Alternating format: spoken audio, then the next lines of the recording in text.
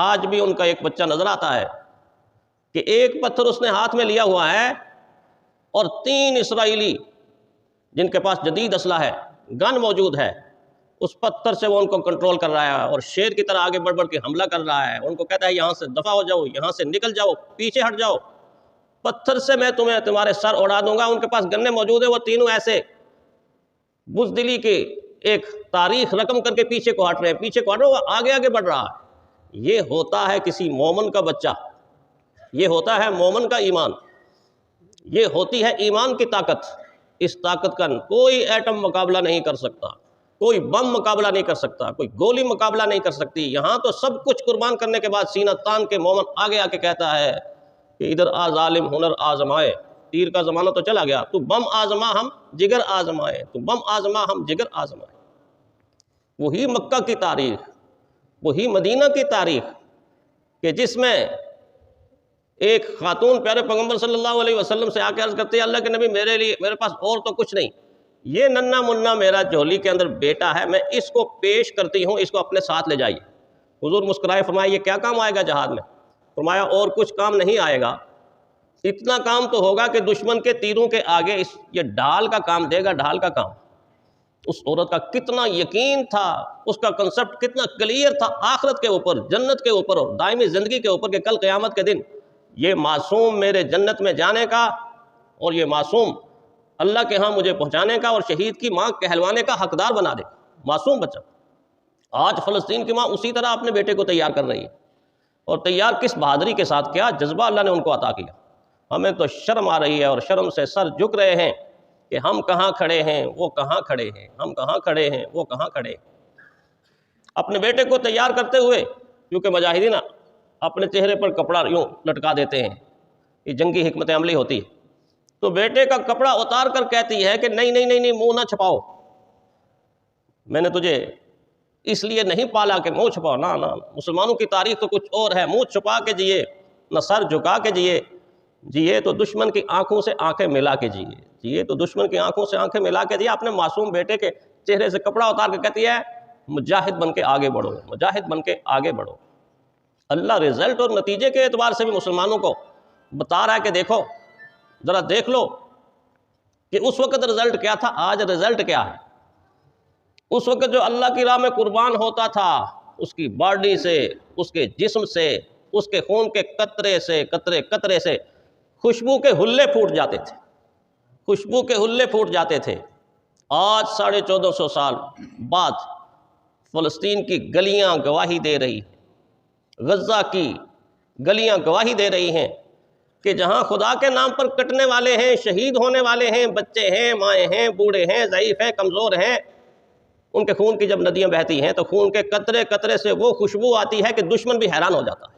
یہ کیا معاملہ ہے، یہ کیا ماجرا ہے، یہ معاملہ ہے، یہ ماجرا ہے، یہ مرتے نہیں، یہ زندہ رہتے، یہ تو شہید ہیں۔ اور بالکل اسی زمین کے اوپر ان کا اپنا افیسر اس بات سے پریشان ہے کہ جو ہمارے مرتے ہیں، ہم ان کی ڈیڈ باڈیوں کو ٹھنڈے ماحول میں رکھتے ہیں، اور جب دفنانے کے لیے یا آخری رسومات کے لیے نکالتے ہیں تو اتنی گندی بدبو، اتنی گندی سمیل کہ منہ کے اوپر کپڑے لپیٹ لپیٹ کے ان کی ڈیڈ باڈیوں کو نکالتے ہیں، پھر بھی انسان بے ہوش ہونے کے قریب ہوتا ہے۔ یہ فرق ہے، اس لیے کہ وہ مردار ہوتے ہیں، یہ جنت کے دلہا بنتے ہیں۔ فرق اس وقت بھی یہی تھا۔ ان کی تو وہ لاشیں جو کئی سال کے بعد اگر کہیں نہر کھودتے ہوئے کسی شہید کی باڈی نکلی ہے تو نہ کفن میلا ہے، نہ بدن میلا ہے، اور بعضوں کے تو خون بھی اسی طرح رس رہا تھا جیسے آج ہی شہید ہوئے۔ یہ شہادت ہے، یہ شہادت ہے۔ اللہ تعالیٰ آج بھی مجھے اور آپ کو آزما رہا ہے اور ساتھ ساتھ نتائج دے رہا ہے۔ دیکھو نتیجہ آپ کے ہاتھ میں آ سکتا ہے، کچھ بیدار تو ہو جاؤ، کچھ بیدار تو ہو جاؤ۔ چند دنوں میں ہمارے لوگوں نے صرف 5% لوگوں نے 5%، زیادہ سے زیادہ 10%، صرف اتنا کام کیا ہے کہ دشمن کی مصنوعات کا بائیکاٹ کر دیا، دشمن کی مصنوعات کا بائیکاٹ۔ 5-10% لوگوں نے۔ نتیجہ کیا نکلا، رزلٹ کیا نکلا؟ آپ کے کراچی کے اندر میکنولن کے ماتھے کے اوپر لکھا گیا لا الہ الا اللہ محمد الرسول اللہ، لا الہ الا اللہ محمد الرسول اللہ۔ میں سوچ رہا تھا، میں حیران تھا کہ تھوڑی سی محنت ہم نے کی ہے اور اس محنت کا رزلٹ اور نتیجہ یہ نکلا کہ اس کے ماتھے کے اوپر لا الہ الا اللہ محمد الرسول اللہ، اس کی کمپنی آج اعلان کر رہی ہے ہماری اتنی مصنوعات خرید لو، ہم تمہیں عمرہ کروائیں گے۔ پیپسی والے عمرہ کروا رہے ہیں کبھی کروایا اس سے پہلے مجھے آپ کو عمرہ؟ آپ اگر ڈٹ جائیں، امت کے اندر اگر غیرت بیدار ہو جائے، سوئی ہوئی امت اگر جاگ جائے، تو یہ آپ کو حج بھی کروائیں گے، عمرے بھی کروائیں گے، اپنی عمارات کے اوپر کلمہ لکھیں گے۔ عمارات کے اوپر کلمہ نہیں لکھیں گے، وہ کلمہ ادھر سے اتر کر ان کے دلوں کے اندر جا کے لکھا جائے۔ آج اگر دشمن اپنے ہوٹل کے ماتھے کے اوپر لا الہ الا اللہ محمد الرسول اللہ لکھتا ہے، ہم اگر تھوڑی سی غیرت کا اظہار کر لیں اور ان کی مصنوعات کو چھوڑ دیں، تو آنے والے کل کو میں یقین سے کہتا ہوں امریکہ کے وائٹ ہاؤس کے ماتھے کے اوپر لکھا ہوگا لا الہ الا اللہ محمد الرسول اللہ، لا الہ الا اللہ محمد الرسول اللہ۔ تھوڑے سے بیدار ہو جائیں، تھوڑے سے بیدار ہو جائیں۔ علامہ اقبال نے کہا کہ ہاں ٹھیک ہے، ذرا نم ہو تو یہ مٹی بڑی زرخیز ہے ساقی۔ تھوڑا سا ہوشیار ہو جائیں، بیدار ہو جائیں، ایک قدم آگے تو بڑھائیں، اس سے آگے بڑھیں اور اس مہم کو ناکام نہ ہونے دیں، کامیابی کے ساتھ لے کر آگے بڑھیں۔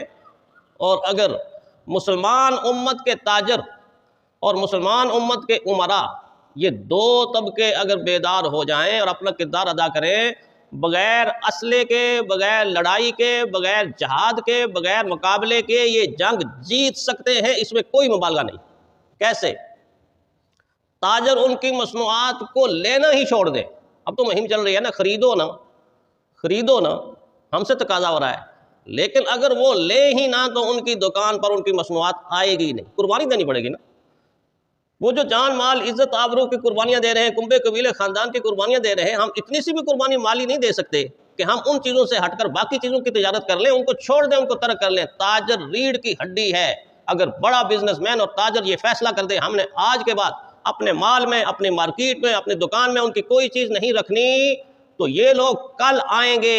آج تو آپ کا کلمہ لکھ رہے ہیں، کل آپ کو لوٹا بھر کے مسلح بچھا کے دیں گے کہ بھائی پڑھو نمازیں، میں ہم آپ کو نمازیں پڑھانے کے لیے آئیں گے، یقین جانیں۔ اور امت کے امراء، دوسرا طبقہ، اگر اتنی مہربانی کر لے کہ بے شک انہوں نے دولتیں اپنی امت کی لوٹی ہیں، لیکن ان کے بینکوں سے اپنا سرمایہ نکال لیں، اور ہم ان سے یہ بھی نہیں کہتے کہ سرمایہ نکال کو مجھے دے دو یا آپ کو دے دو یا فلاں، ہم نہیں کہتے۔ ہم ان سے اتنی درخواست کرتے ہیں، اتنی التجا کرتے ہیں، منت کرتے ہیں، سماجت کرتے ہیں کہ اس امت کے سرمایہ کو وہاں سے نکال لو اور کاروبار اپنے اپنے ملکوں میں کرو، اپنے اپنے ملکوں میں کرو، مسلمانوں میں کرو، تو بغیر جنگ کے یہ ان کو فتح کر سکتے ہیں۔ یہ یقینی بات ہے، یہ کنفرم بات ہے، یہ پکی بات ہے۔ آج اگر عربوں کے اندر غیرت جاگ جائے اور صرف اتنا کہہ دیں کہ تمہارے اڑنے والے جہاز کیسے اڑیں گے اور تمہارے چلنے والے میزائل کیسے چلیں گے اور تمہاری فیکٹریاں اسلحہ ساز کیسے چلیں گی، ہم ان کا ایندھن بند کرتے ہیں، ہم ان کا تیل بند کرتے ہیں، ہم تیل کی دولت تمہیں نہیں دیتے، ہو ہی نہیں سکتا کہ دشمن جنگ کے قابل رہ جائے۔ کمزوریاں ہماری ہیں، نالائکیاں ہماری ہیں، نیند سے ہم نہیں جاگے، غفلت ہماری ہے، جس کا نتیجہ یہ نکل رہا ہے۔ میں کہتا ہوں مصنوعات کے بائیکاٹ کو اتنا مجبور ان لوگوں کو کر دیا ہے، اگر تھوڑا سا آگے بڑھ کے ہم اتنا کر دیں کہ ہم تمہاری تہذیب کو اپنانے کے لیے تیار نہیں، تہذیب کو اپنانے کے لیے تیار، ہم نے کیا کچھ نہیں بدلا اس کے کہنے کے اوپر، ہر چیز تو اپنی بدل دی تھی، اپنی زبانیں بدلی، بولی بدلی، لباس بدلے، رویہ بدلا اور اپنا نظام تعلیم بدلا، سب کچھ اس کے کہنے پر بدلا۔ ٹوپی کو ٹائی سے بدلا کہ نہیں بدلا؟ کبھی دیکھیں مغرب کے اندر پوری کی پوری انگریز حکومتوں کے اندر ایک انگریز دکھا دے کہ جن کے سکولوں کے اندر ٹوپی پہنی جاتی ہے۔ آپ کے ہر سکول میں ہے کہ نہیں؟ صلیب کا نشان، ان کا مذہبی نشان ٹائی۔ ہمارے کرنل صاحب تھے، وہ بڑی خوبصورت بات کہتے تھے، کہتے میں اس کا بڑا عاشق تھا، میں بھی پہنتا تھا، لیکن میرے دل اندر سے کہتے یار یہ کیا تہذیب ہے، یہ ایسے لٹکی رہتی ہے جیسے کتے کی زبان لٹکی رہتی ہے، کتے کی زبان لٹکی رہتی ہے۔